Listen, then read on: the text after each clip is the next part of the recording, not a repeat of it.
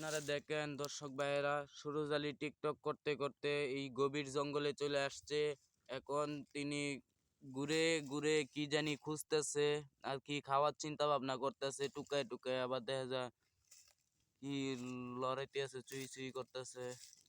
আপনারা দেখেন আবার কি খাইতেছে দেখা যায়।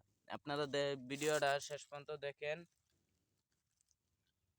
বিদেশি যার মতো কি খাইতেছে।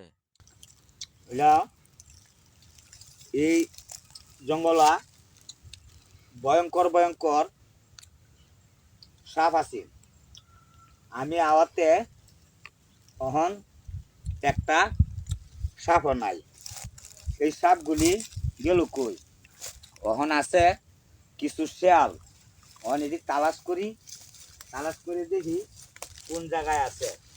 কেউ এরমভাবে গভীর জঙ্গলের মধ্যে যদি সাপ থাকে তাহলে কেউ ভয় পাইবেন না, নির্ভয় ঘোরাফেরা করবেন, খুঁজবেন। এরমভাবে খুঁজবেন, খুঁজা দেখবেন কোন জায়গা সাপটা আছে। যদি তাহে তাহলে আমারে খবর দিবেন, আমারে না হলে ফোন করবেন। আমি নিজে যাইয়াম, গিয়ে সাপ ধরিয়ার বাপ ধরিয়া আপনারারে দেখায় আমি সাপ লিয়ে আয়ার বাপ। আর শিয়াল যদি তাহে তাহলে শিয়াল মারবেন না, না মারিয়া জীবিত রাখবেন। একটা শিয়ালের দাম 10,000 টাকা। একটা শিয়ালের দাম 10,000 টাকা। যে জীবিত দরিয়া দিতে পারে তাহলে এই শিয়াল নগদ 10,000 টাকা পাবেন। আপনারা নিশ্চিন্তা, নিশ্চিন্তা নির্ভর আপনারা কাজ করবেন জঙ্গলা জঙ্গলা।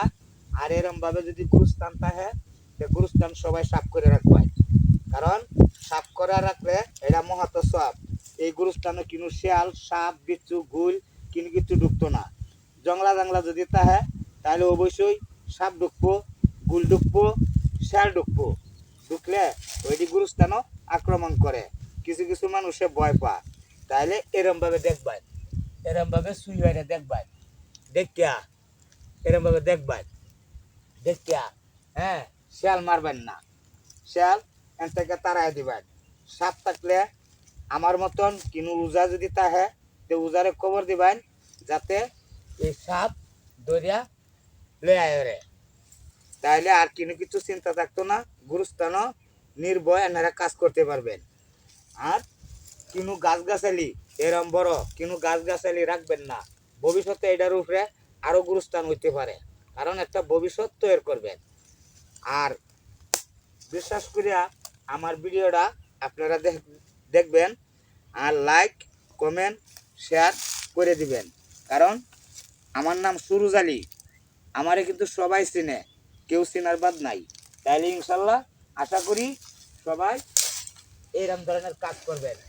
আর গাছের গোড়া এরমভাবে দেখবেন, যদি সিদ্ধি থাকে এরমভাবে দেখবেন, দেখিয়া লক্ষ্য রাখবেন, কিন্তু কিছু কাজ করবেন না। আচ্ছা, আজকের মতন আমি বিরত।